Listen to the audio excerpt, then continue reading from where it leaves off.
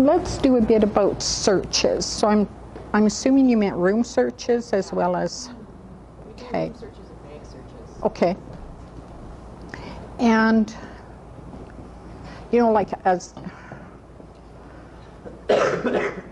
there's really no cultural teachings about that because it was never a thing, right? It wasn't part of practice.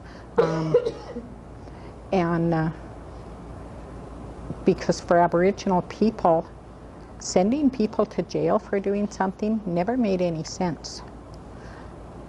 Because in our communities, everybody had to work. And everybody had a job. And so if you hurt someone, you had to make reparation to that person. So if you had beat up Brittany so that she couldn't do her job, you had to not only do your job, but you had to do her job first so that her family didn't suffer.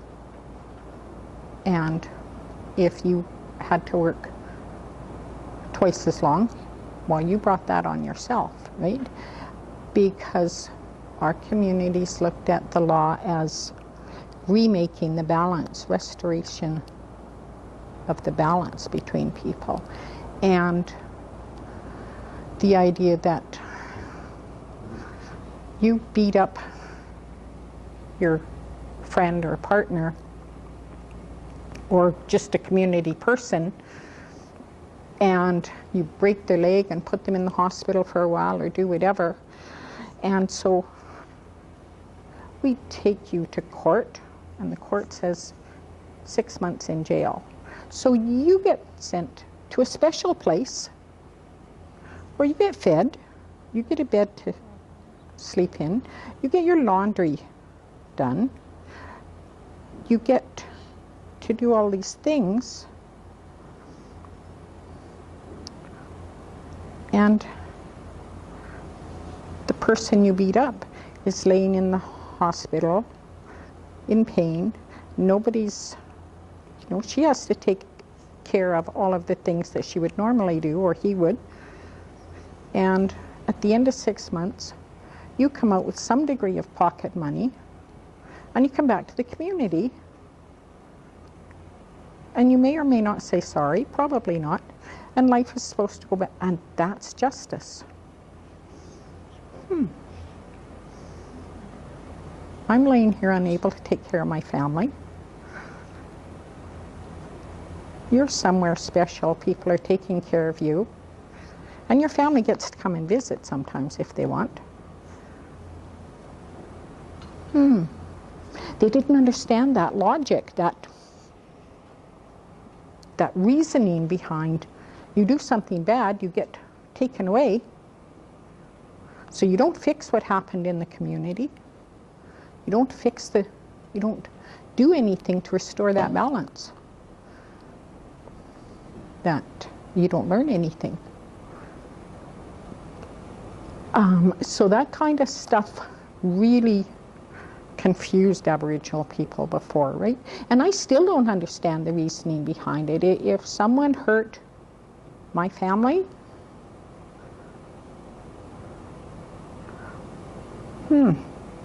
sending you away, well, it might protect you, would not make me feel any better. And so you have to be there to learn about what it's like, and to make restitution in real time. You're not supposed to be taking notes. Anyway, so we didn't really have a piece around those searches, right? That what belonged to a person belonged to them.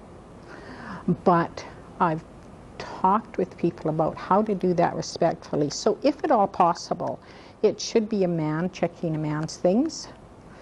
If it's a lady, preferably she is not on her time, and you wear gloves.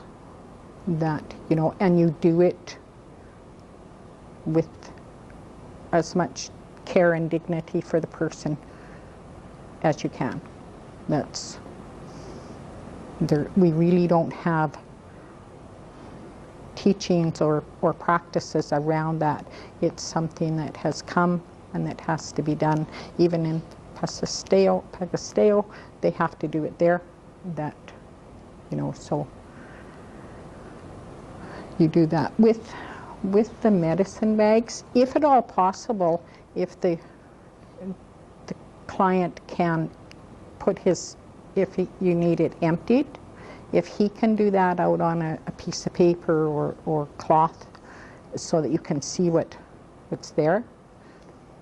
And again, a male doing it with a male or a female with a female, if at all possible.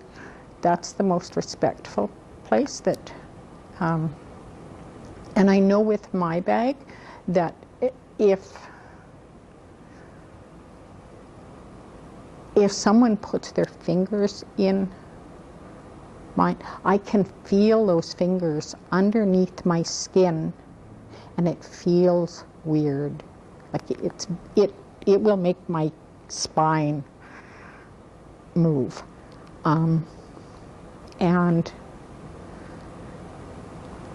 so it feels, I want to say, invasive. If you think about what would it be like to have someone's fingers in underneath your skin, moving around inside you, that's sort of what it feels like. Is that you can, if they're really connected to their medicine bag, they would feel very uncomfortable, especially bare fingers, right? And I know that because when my bag was, the elder that was checking it and making it was, the bag itself was given to me by my dad, and it had been his great-grandma's. And so Dad, he said, when I was going through ceremony, if this would work for you, he knew his grandma would be happy for me to have it. And so I took it to BC and to my elder there, and she was checking it to make sure it was clean, right? And when she put her fingers inside that bag, it was like she'd stuck them down my neck and was walking them around underneath my skin. And weirdest feeling. And she said, "Yep, it's for you, and it's clean." And so I'm very careful about anybody touching it, because you know that feeling when you want to squinch your shoulders together? That's what it feels like. And so if the men are connected to their bag that way, it's really uncomfortable. But again, if you do it in a good way and you wear gloves, that's the best you can do, and be respectful. Often we'll, if someone's going to, even if I'm touching my own, that I smudge before I do it, right?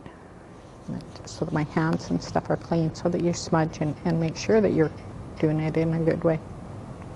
And that's about the only thing, when I've talked with other elders and stuff that are more spiritual than I am, because I'm sort of a down-to-earth basic person, that they've said, like, we didn't have practices around that because they were never necessary. And so you do it with respect, and you, if you don't have to touch it, all the better. But if you do, then, and you let the person put their stuff out and make sure that there's nothing of contraband in there.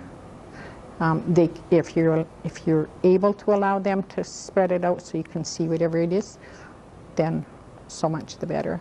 And then they can put it back in their bag. Because when they come back from an event, there should be nothing in that bag that they would be unhappy for you to see. Okay? They may have received a small gift or something that they've been told to put in their bag, and they should be okay with explaining that. that yeah, there is an, you know, there's sweetgrass in there, or new sweetgrass, or sage, or root or something that is okay. You wanted to? I wanted to ask just about like feathers and prints and stuff like that as well. Okay. Is that kind of the same practice you would advise? Feathers and prints that you're giving or getting, or that they're... Have them Okay. in our searches, like as far as touching. Often they have them, you know, with their smudge. Okay. So if they're using a feather to smudge themselves with, or to make the smoke stronger, or you know, to keep it going, that should just be a clean, ordinary feather. There shouldn't be anything in. So if we touch them though, without asking permission, we make our unannounced searches, how would that feel for someone? Probably invasive. Similar to, so feathers and prints would fall into the same category. Yeah, that, you know, that it's a bit invasive because if someone has been gifted with a feather, that's an honor, right? Or and they need to look at it that way. But if they abuse that honor, that's on them. And they truly don't have a right to carry that feather if they've dishonored it. Prints are gifts of cloth that they get given, or that they have to give, unless they've got them in their room as flags. And then they say, like if they're outside, the air blows and moves them, right? So there shouldn't be anything in those prints that is contraband, because again, those are supposed to be sacred. That's the reason behind them. That why they have them. Would it be best practice not to touch any of this stuff? If you could, yes, if you could always depend on your tenants to not dishonor that, to feel that sacred responsibility themselves, absolutely it would be best practice. But if you have reason to suspect or to believe that they aren't, or if it's protocol for the halfway house, those tenants are not here because they were being sacred or respectful. And so sometimes our lessons are hard taught, and they need to earn that trust from the people that they put themselves in. You know, that, and again, there were no protocols for doing that. Ordinarily, no, you would take your cloth, you would fold it, you would give it to the elder, you know, or you would use it for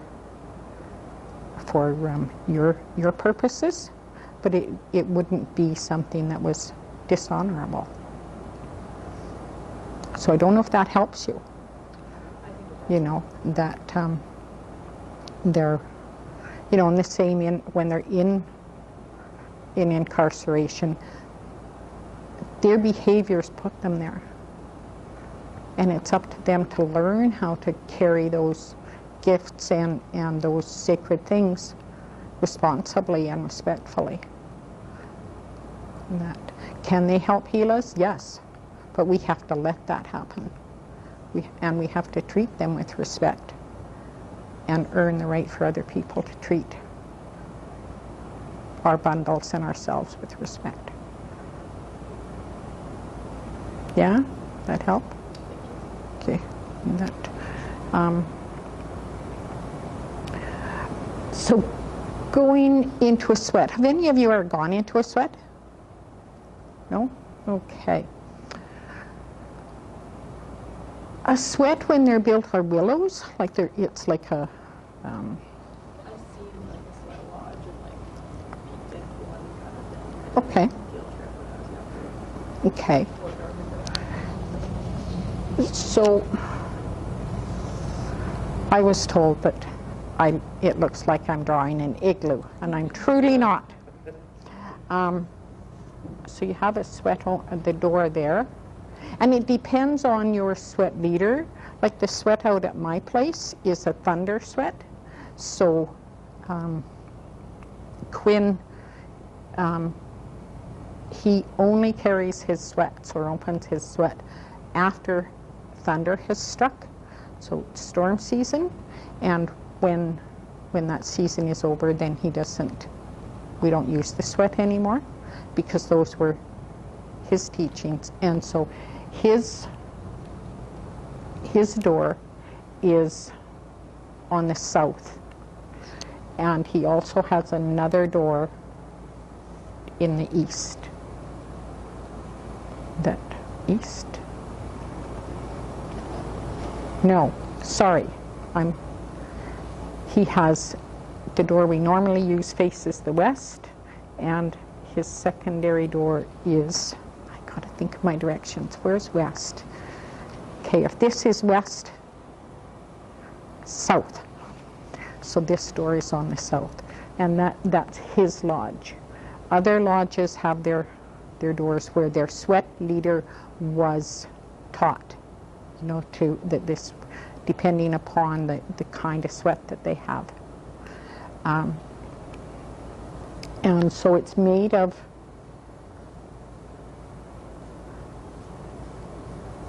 willows that are tied to give the framework, and then it's covered in with blankets. It used to be hides, right? And then usually there's a tarp that goes over it. So when you go into it, it's very, very dark. When the door is closed, this has a cloth door of blankets, and it comes over it when you're inside, and it's pitch black in there. And the only light or presence is in the center is the sacred pit, and that's where the grandfathers get brought into, and they're piping hot. So over in front of the doorway is what's the altar, and if you're wearing rings or glasses or anything like that, you leave it's a mound, right? Built up mound, and you leave your items there, and they'll be blessed, they'll be cleaned there, right? And that's a sacred piece. And over, depending on the sweat leader and where they've built it, but there's a pit that's dug into the ground, and where the rocks are heated. And so there's wood that's laid like this. The rocks are placed inside there, and then wood on top of it. And it's lit, and the way you know that the grandfathers are ready to come in is when the wood breaks so that it falls into the pit. And then the helper carries the rocks in here. Usually 4 will begin, 4 to 8 rocks to begin with, at the request of the sweat lodge leader, and then at each round more are brought in. And depending on the number of rocks that have been placed in there, the number of grandfathers, and their lava, you know, do not use or don't go into a sweat if somebody's crazy enough to use river rocks, because they can explode. And it's sort of an indication that the sweat lodge leader may not know what he's doing. So inside the sweat lodge, the sweat leader sits at the center of the lodge at the back. And the women, if it's a mixed sweat, the women go in on the left and the men go in on the right. And the sweat lodge leader has an escapio who sits beside him. And if it's a mixed sweat, they may have a female escapio sitting on the other side. Right at the back. Right. And so there's 4 rounds to a sweat. And generally speaking, you know, your first round is, I'm going to use the term for the world, it's for everyone. For all of the things in our world. Our second round is for men. All the men, those that are in our families, those that aren't here yet, those that have gone before, those that are in jail or struggling, all men. Even those you don't like. The third round is for women. And again, it's for all women. Those that have been here before, those that have gone, those that are coming behind us, those that are sick or struggling,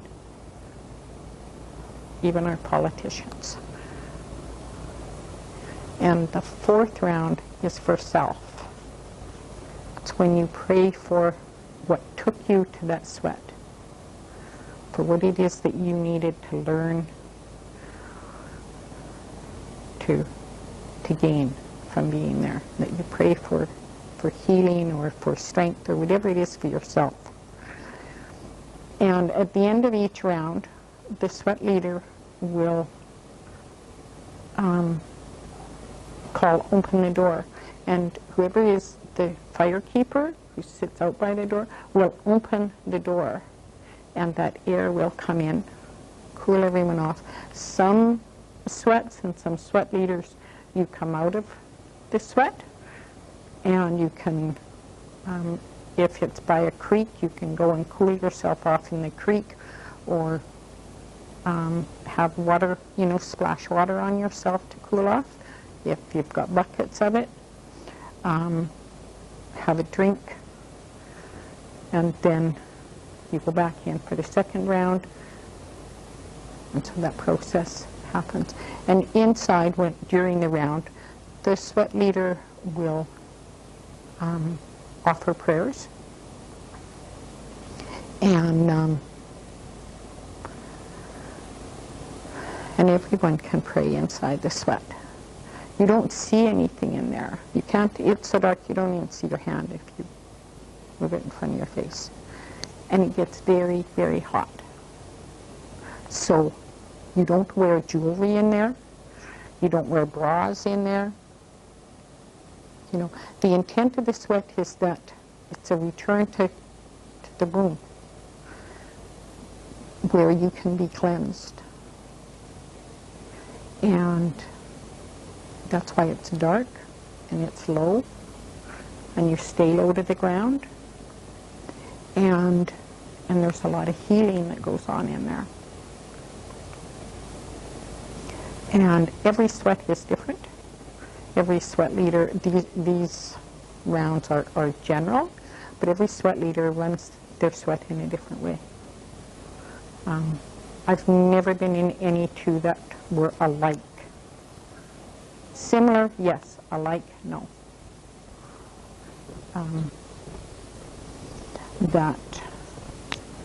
And so when you come out, when the sweat is...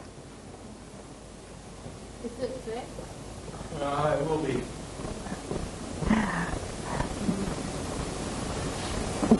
When you're finished with the sweat and people come out, and usually wind up crawling out on your, or crawling in on your hands and knees, because that is low, that you come out and people sit around here and you share food. Usually salmon and berries, break the fast that you've had, because if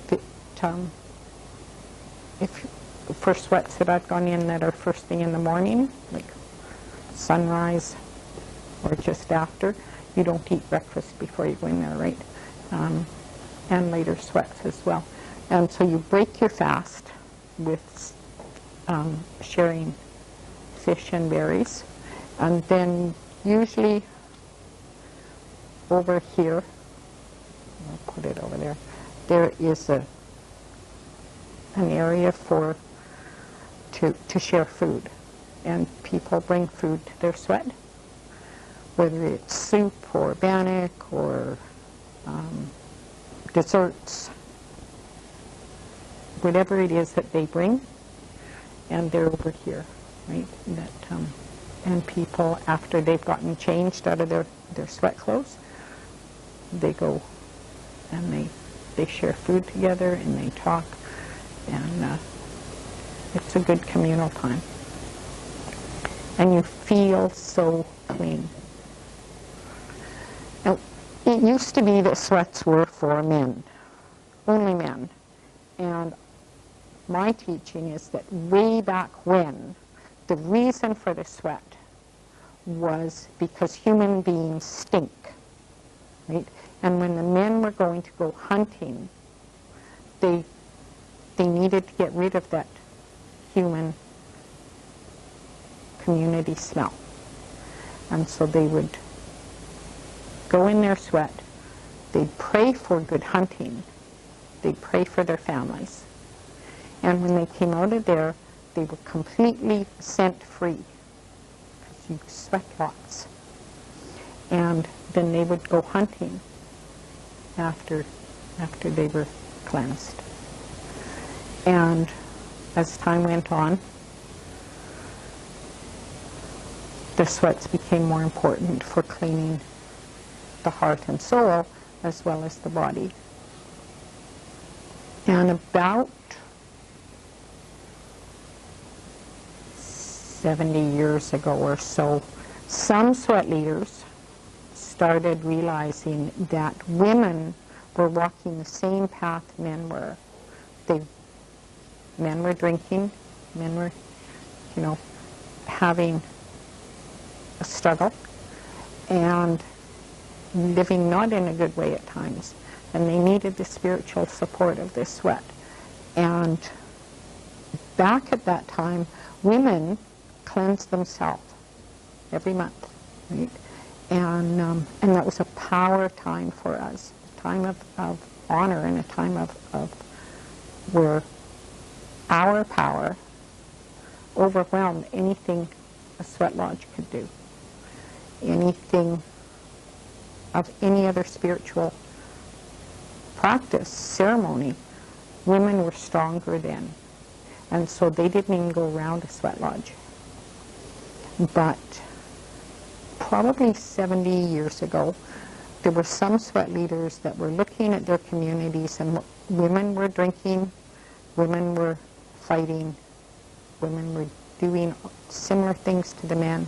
And so they started allowing women need more than just their moon time to clean them and to keep them stable. And so several of them started letting women in. There are still some sweat leaders that they only sweat with men. But those are becoming fewer and fewer. And so this is the general setup of a sweat. And it's the sweat leader that says when it's going to happen. And so you may get told, we're going to sweat today, we'll start about 9 o'clock or whatever, and you go there and you don't go into the sweat until noon. And if that's how long it takes for the rocks to fall, that's when the sweat is ready. And when those rocks come in, they're white hot. They're put in there, and the sweat leader will sprinkle them with water that has herbs in it, and the steam that's in there makes it very, very hot. the air can feel like it's going to burn you. And depending on how many people and how big the sweat lodge is, sometimes it's only a small group like this would be, and other times there could be 15 or 20 people, and so there's people around the back and people come in front of you until the people that are going to go in there are there. If you sit outside the sweat, you're still part of the sweat. I have a heart issue now, so I can't go into sweats, but when I can go and sit beside it and still get the healing and the sense of being there. And if you're in the sweat and you feel, I can't do any more, all you have to do is say, all my relations, and the sweat leader will say, open the door, because that ends that round. That phrase, all my relations. And it means all the plants, all the insects, all the winged ones, everything on earth.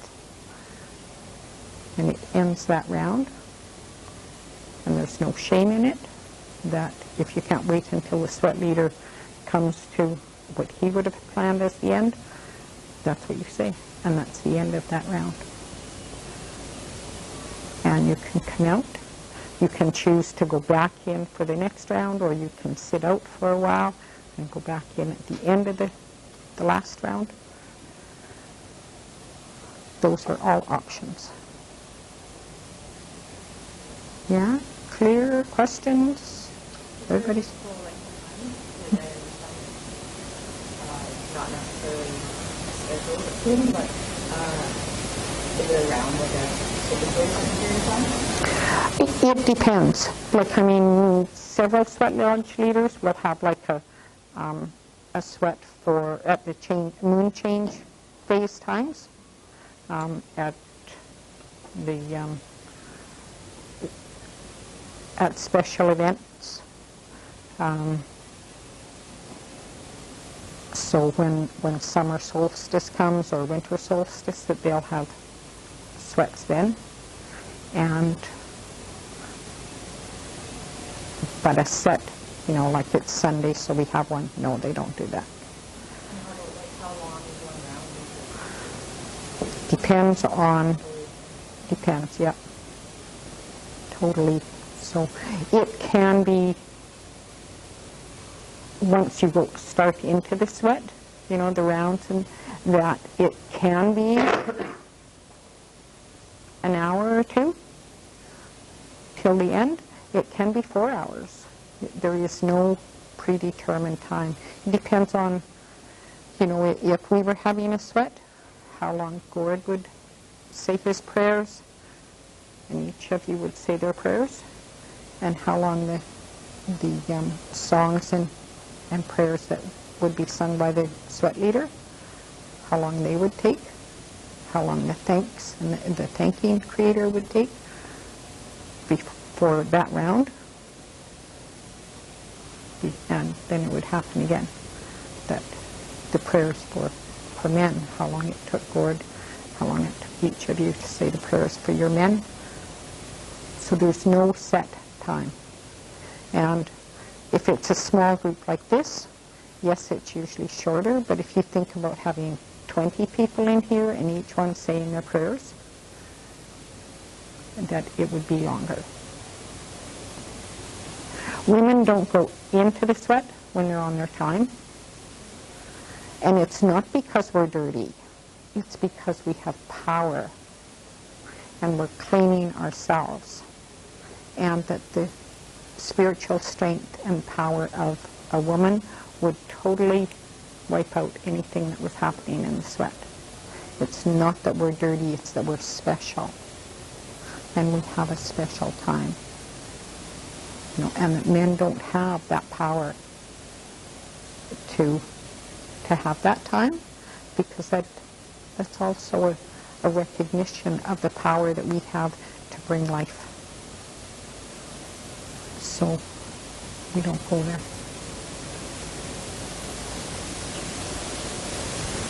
Good. Okay. people prepare for this one? Like, are there things that an individual will do before they go, or, I mean, as you're going through the order, I'd imagine people have things in mind to give bring to. Is there anything that they normally do? They do, if they want the sweat leader to say prayers for themselves, for healing, or for someone that they have special in mind, they would bring prints and tobacco to the elder. Most elders don't want anyone going into their sweat unless they're at least 4 days clean and sober, because a lot of stuff comes out there, right? And your body, any toxins that are in there will be sweated out, and it makes it hard on them if they're in there. As well as if it's a healing sweat and people have been using, it's very, very hard on the elder. So they want most, I mean, there are some elders who are okay with someone having used within that 4 days, but that's a general rule, general expectation. Because when you go in there, it's sacred, right? And things happen in there that you don't expect. Your answers come if you're in there with a good heart in ways you don't expect.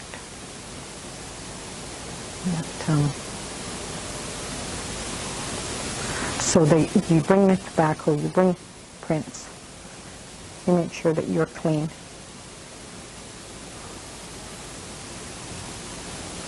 Yeah. Okay. Feasts.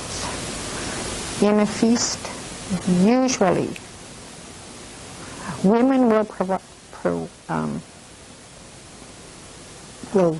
prepare the food from beginning to end. So, when at all possible, the feast food, especially if it's an honoring feast or a special feast, will be gathered specifically for that event. So new carrots from the garden, new potatoes, new whatever they're putting in the stew, meat that the men have brought in from hunting. Fresh tea is made and that.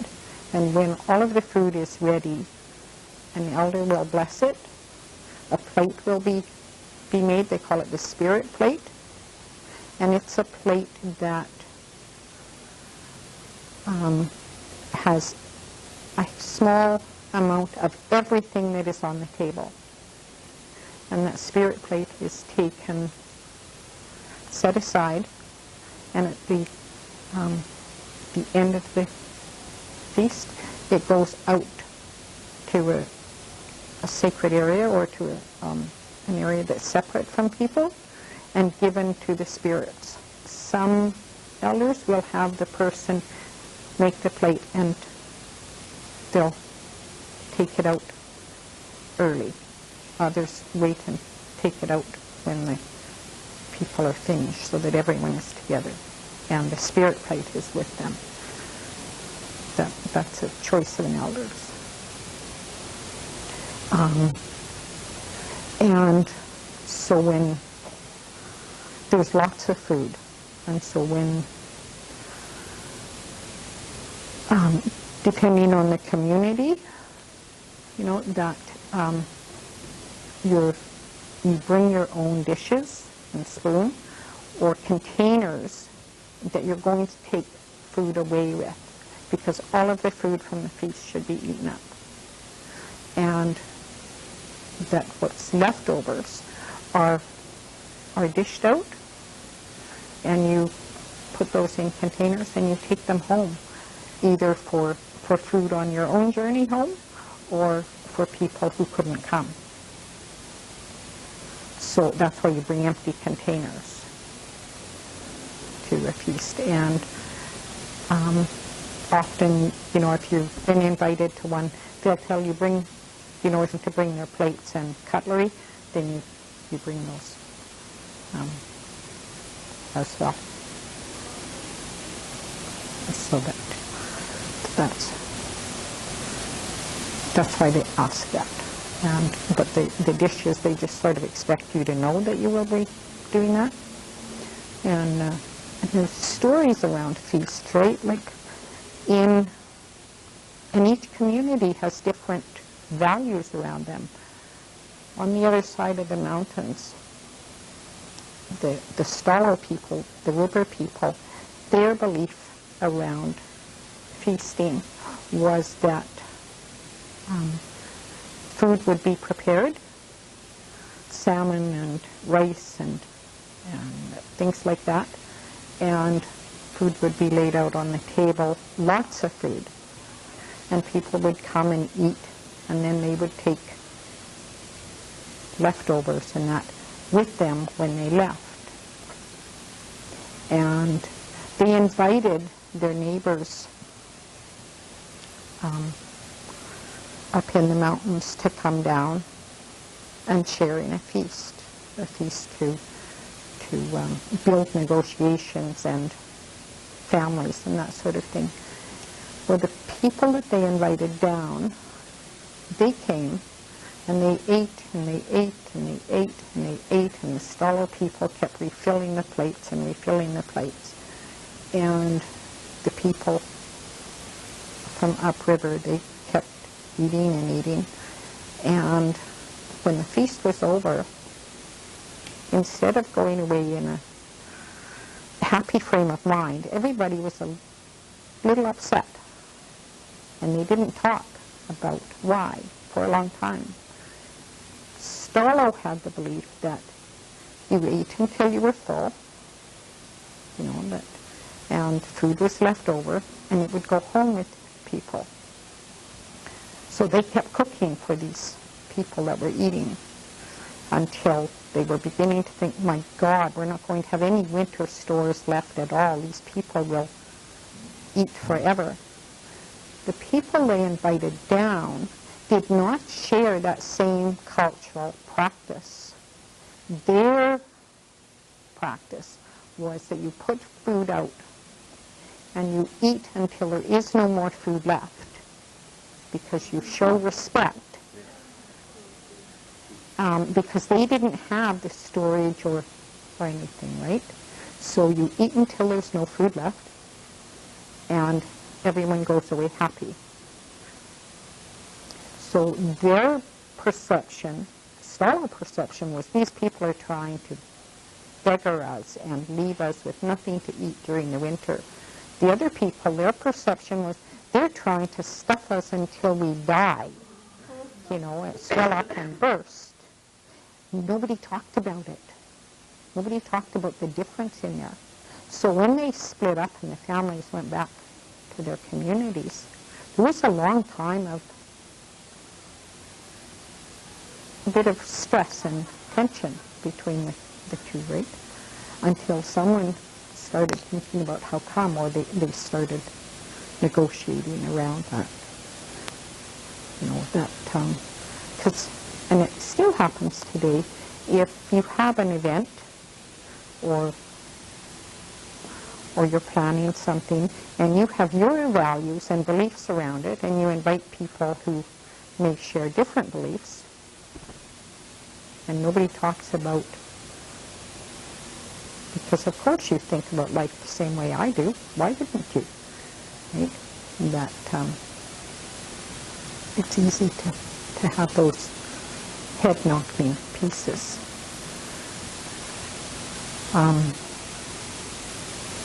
So usually around here, there's lots of food prepared, and there's food to take home. And that's how you bring it. And those are for celebration, whether it's a small celebration or a community-wide one. It depends upon what's happening. Okay? And often, depending upon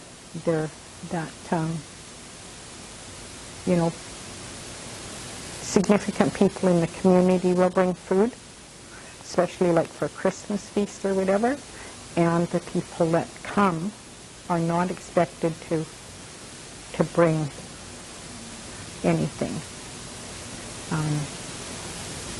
because it's been prepared for them. But smudging,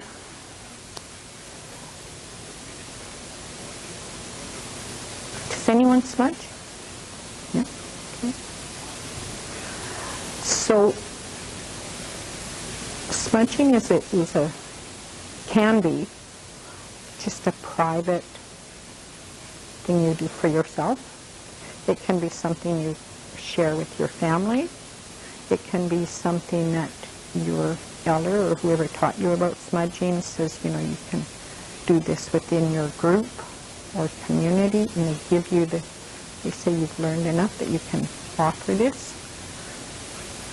But that's a teaching, right? But basically smudging the medicines, whether they're tobacco, sweetgrass, sage, sometimes people will use cedar. Some of our northern people will use, it's like a fungus, it grows on the diamond willow tree, and they use the fungus. And there are other medicines that may be put in the smudge depending on the reason for it, that when an elder has started it, that they will ask their escapio to help them, and they smudge, and their escapio smudges, and then the smudge is taken around the room. And people can smudge, or if you go, no, I'm not ready to do that, then you just take a step back, right? Women that are on their time take a step back, and they don't smudge. They don't have to leave the room or do anything like that, but they just say no. You know? And it's respectful. But when you smudge, you'll see people, they wash their hands usually, so they're cleansing it, right? They bring it to their eyes, and they're asking for Creator to give them the clean sight so that they can see the gifts that are around them. They bring it to their mouth so they can say good words that speak their heart in a good way. They bring it to their ears so they hear good things. Rather than listening to all the negative stuff and that's in the world, you ask for Creator to help you hear the positive things and hear the beauty in the world.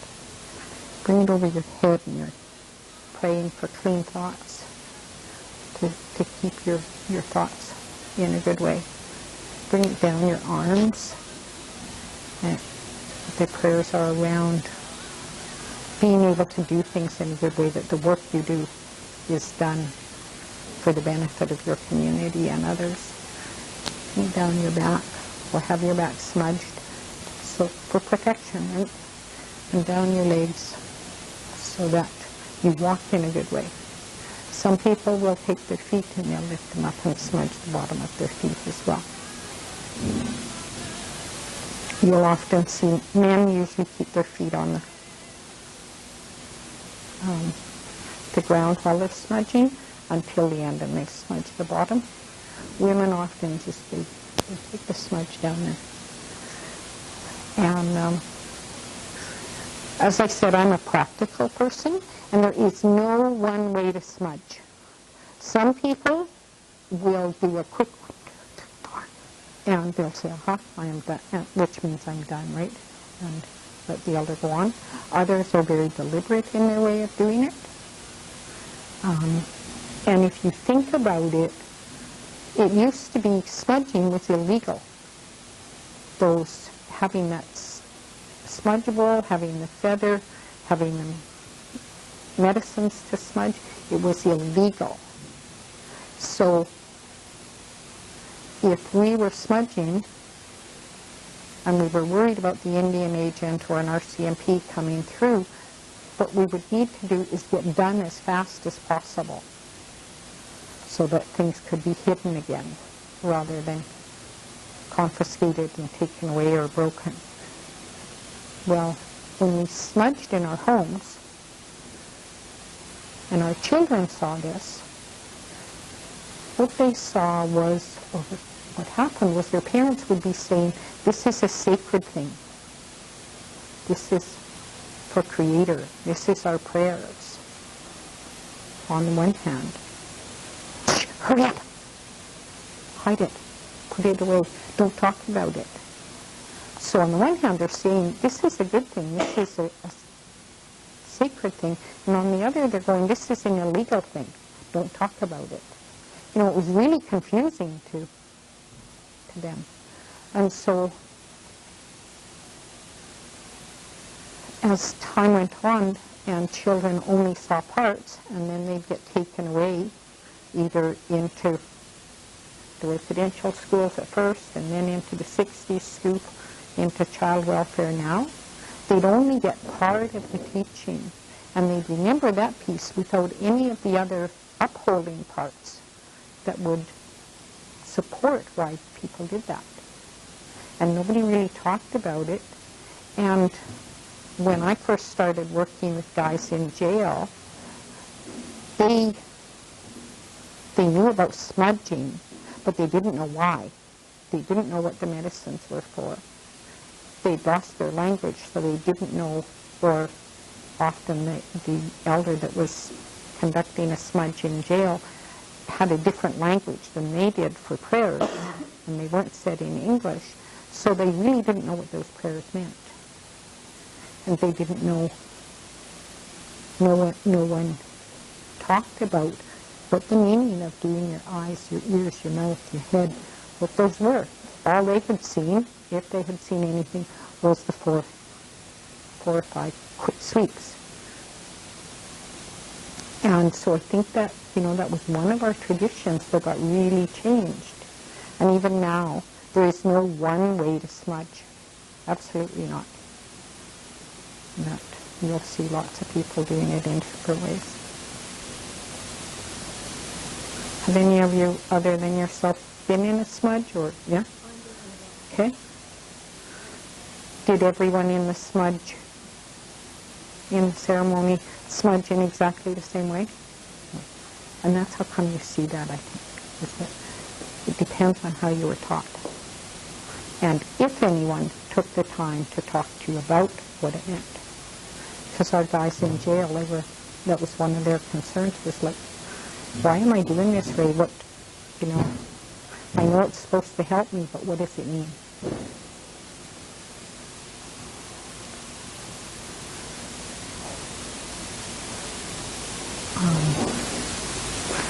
And they've got dance in there, but I'm not sure what you meant by that.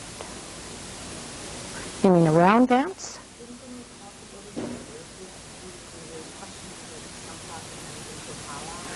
Oh, okay. All right. So the easiest one to talk about is a round dance. And they're almost always in, like if you have a feast, you have a round dance at the end of it.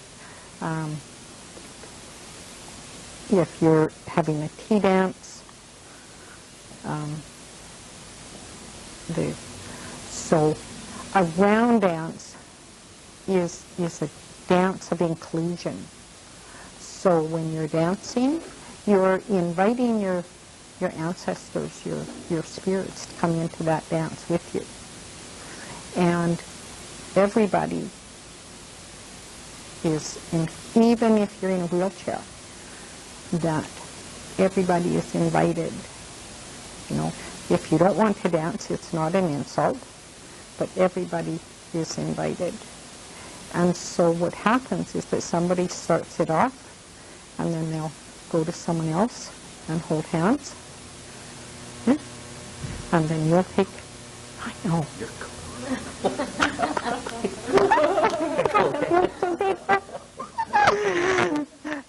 You would take and everybody links hands, right? And the movement is just a side step like this. And everybody does that going around. And as more people join, you just break hands and let them in. Oh, that feels so nice. And you come into the circle that way. And the drums are beating, and it's a cool time. And it's a dance, as I said, of inclusion. And when I've danced and I've asked my ancestors to come in, I can feel them come in with me. You know, it's cool. It's a sacred time. It's a giving time. And almost every nation has a dance similar to what we call a round dance. The Stala people call a welcoming dance. And they'll go around and everybody gets into the circle, right? And it's sort of like a long line, but you're dancing to the side like that. And I haven't been anywhere that they haven't had the round dance or similar welcoming dance. They may change the name of it, but that's what it's for, is that everybody is in the family, everybody is included. At a powwow, if you're in as a spectator, you sit up in the bleachers, and they'll have a grand entry. So there's elders, there's everyone who's going to dance, and they have an order to it. The elders come in, the dancers, the baby dancers, you know, they all come in, and it's the grand entry. The flags are brought in the beginning, and you stand during that grand entry. It's a mark of honor and respect to the dancers. And then the hosts of the powwow, they have an agenda, timeline as to who's dancing, what group is dancing, and they have people who judge if it's a competition powwow, and most of them are, where they'll have judging, and they judge the people who are competing on their costume, on their movements, on their carriage and stuff, and they'll choose the top 3 or 4, whatever they're doing, and honor them at the end of it, right? And so it's a really cool time. And when they do an all-nations dance, or they'll call everybody dance, or an all-nations dance, everybody, regalia or no regalia, mainstream, dancers, First Nations people, anybody that's there is welcome to come down and dance. And often it's in a round dance, but often other times it's not either. It's everybody coming together, and you can feel the energy rise up, right? That it's awesome. We had at the end of September, we had the AGM for Canadian Aboriginal AIDS Network, and we were down in Calgary at the Great Eagle, and we had a group of dancers come in, both little guys and teens and adults, and they did, because it was getting later in the evening, they did a couple of dances, and then they took the kids home to go to bed. And we had our Metis dancers come in, and one of our older dancers, Toby, when they had done their sets that they were doing, then he was dancing, jigging on the floor, and he started bringing people in to jig with him, and then they got everybody, the jiggers came and they got it, and the energy in that room just went through the roof. It was not chaos, but it was so energetic, in the middle of that floor with 90% of the group dancing. It was awesome. And people, they all commented on the degree that their energy had just ramped up, and how enlivening that was, and how it took away a lot of the stress and struggling that they'd been doing throughout the 2 or 3 days, depending on how long they'd been there, of learning and sharing events and of giving support to each other. So dance, and there's the grass dance, and those dances all have a history, right? That it originally, those dances, because powwows have only been around for 60, 80 years, something along those lines. Gatherings have been there for a long time. And when people used to gather, say here, and they'd be out on the prairie, well, the dancers, that, the young men, they'd be flattening the ground, flattening the grass down, and making sure there were no snakes or anything like that in it. And so they created dance, right? And they competed with each other to see who could flatten the ground the best, or do the fanciest steps.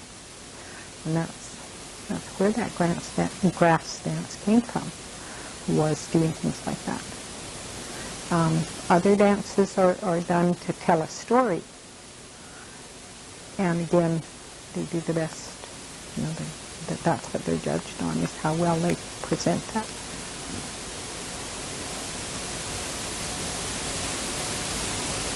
Have you all gone to powwows? No? Yeah? Okay. So the master of ceremonies usually leads people that are in there, and you go in clean and sober.